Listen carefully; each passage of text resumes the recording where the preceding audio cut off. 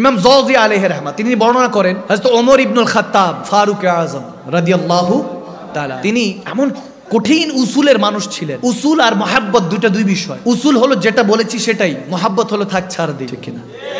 উসুল আর মহাব্বত এক না। কিন্তু হযরত ওমর ইবনুল খাত্তাব অনেক উসুলওয়ালা ছিলেন। যখন তেনার শাসন আমল চলছে, হযরত আবু সুফিয়ান তেনার বাসার সামনে ইটটি রাখছিলেন রাস্তার সামনে, অনেকে বলতেছে কি ব্যাপার, রাস্তা যেতে কষ্ট হচ্ছে। তিনি তখন তো প্রভাবশালী আবু সুফিয়ান রাদিয়াল্লাহু তাআলা, তিনি প্রভাবশালী, কেউ কিছু বলছে না। হযরত ওমর ইবনুল খাত্তাব সাথে সাথে সরিয়ে দিলেন, কেউ বলার কোনো সুযোগ নাই। কে বলবে? হযরত ওমর 40 days later যেদিক দিয়ে হেঁটে যাবেন, 40 দিন পর যেদিক দিয়ে হেঁটে যাবেন, শয়তান ওই রাস্তা দিয়ে হাঁটে না। সুবহানাল্লাহ। ওনার কি ভিন গ্রহ থেকে এসেছেন না এই দুনিয়ার মানুষ ছিলেন? এই দুনিয়ার মানুষ না, তো সমস্যা কি? তেনার পারলে আপনার কি সমস্যা? তেনারও নবীর উম্মত, আমরাও তো নবীর উম্মত, ঠিক না? পার্থক্য হলো তেনারা নবীকে দেখে সাহাবা হয়েছেন, আমরা নবীকে না দেখে পাগল প্রেমিক হয়েছি, ঠিক না? এত উসুলওয়ালা ছিলেন। একজন হঠাৎ করে বলতেছেন নবীজির চাচা হযরত আব্বাস, তেনার ঘরের মধ্যে এক কোণা দিয়ে পাইপ লাগানো, ওই যে বৃষ্টি পড়লে যাতে পানি পড়ে যায়, আছে না কিছু, আমরা লাগাই না অনেক সময়? বলো ওনার ঘরের মধ্যে পাইপ লাগানো, এটার কারণে মসজিদে নববীতে নামাজ পড়ার সময় রাস্তা দিয়ে যা আসি কষ্ট হচ্ছে, ঝামেলা হয়। আপনি কি দেখেন না হযরত ওমরের কানে এটা যাওয়ার সাথে হযরত ওমর উট দিয়ে গিয়ে উটের উপরে থেকেই এক টানে খুলে ফেলছেন, কোনো কথা শুনে না, এক টানে খুলে ফেলছেন, খুলে ফেলে বাস চলে আসছেন। হযরত আব্বাসের কাছে খবর আসলো, আপনার এই পাইপটা মসজিদে আসার সময় রাস্তাতে সমস্যা হয়তো, বা অনেক মানুষের গায়ে কিছুর পরে ময়লা পড়ে, হযরত ওমর এটা সরিয়ে দিয়েছে, খুলে ফেলেছেন। হযরত আব্বাস মুস্কি হাসি দিলেন, আচ্ছা আচ্ছা। তো সবাই জিজ্ঞেস করছে আপনি কষ্ট পান নাই? এরকম বলে, আমি কষ্ট পাই নাই, আমার কাছে এত কষ্ট লাগেনি। কেন, কি হচ্ছে? আপনি কষ্ট পান নাই, আপনার ঘরে এটা ভেঙে ফেললো, কষ্ট পাইনি এই জন্য মুস্কি হাসতেছি, এই জন্য। হযরত ওমর নিজে এসে যদি কারণ জানে, নিজে সেটা আবার লাগাই দিয়ে যাবে। মসজিদ নববীতে গেলেন, খুব আদব সহকারে হযরত ওমর সালাম কালাম হলো, ইয়া আব্বাস আপনি মনে কষ্ট নেন নাই তো? বলে মনে কষ্ট নেই, আমিও চেয়েছি কয়েকবার, আমিও জানি যে আমার গায়েও অনেকবার ময়লা পড়েছে, আমি চেয়েছি এটা খুলে ফেলতে, কিন্তু খুলি নাই। যখন এই বাড়িটা বানাচ্ছিলাম, ঘরটা বানানোর সময় এই পাইপটা যখন লাগাচ্ছিলাম, তখন আমার পেয়ারা নবী আসছিলেন। সুবহানাল্লাহ। আমার পেয়ারা নবী এসে বলতেছে, চাচা যান আপনি নিজে কাজ করতেছেন, আমিও কিছু করি, তো উনি কাজের মধ্যে এই পাইপটাই লাগাইছিলেন। সুবহানাল্লাহ। বলে নবীজি লাগিয়েছেন, এজন্য নবীজির পর্দার পরে এটা স্মৃতি হিসেবে রেখে দিয়েছি, খুলে ফেলি নেই, এটা ভেঙে ফেলি নেই, আমার পেয়ারা নবী স্মৃতি হিসেবে রাখতেছি। হযরত ওমর বলে, আগে বলেন নাই কেন? আগে কেন বলেন না? আমি ওমর আজকে দামি হয়েছি আমার নবীকে ভালোবেসে। আমি তো সেই ওমর যখন আমার বাবা খাত্তাব একসাথে 7-8টা উটকে এক লাইনে দাঁড় করানোর জন্য বলতেন, আমি পারতাম না, বুঝতাম না, আমার গায়ে ব্যাট মারতেন, আঘাত করতেন। আমি সেই ওমর বুঝ হওয়ার পর, যৌবন পাওয়ার পরও একসাথে 7-8টা উটকে একত্রিত করতে পারি নাই। এটা তো আমার নবীর সাদকা, যা আজকে সারা পৃথিবী আমি কন্ট্রোল করি। সুবহানাল্লাহ। আজকে সারা পৃথিবী আমি ওমরকে সম্মান করে, তাজিম করে আমার নবীর সাদকায়।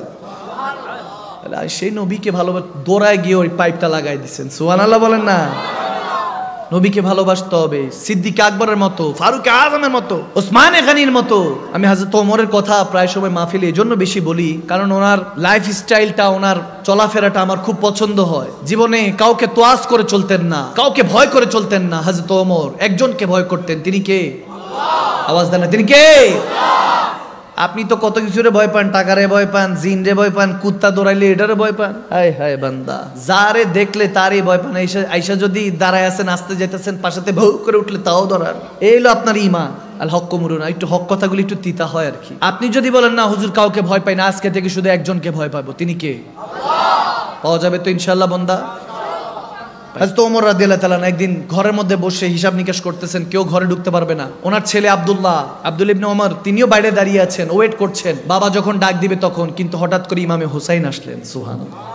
দেখতেছেন আব্দুল ইবনে ওমর দাঁড়িয়ে আছে। কি ভাই আপনি দাঁড়িয়ে আছেন? বলে বাবা তিনি ভিতরে কাজে ব্যস্ত। তো ইমাম হুসাইন বলেন যে ঠিক আছে, আমার নবীর নওয়াসা, জান্নাতে যুবকদের আওয়াজ দেন। কে?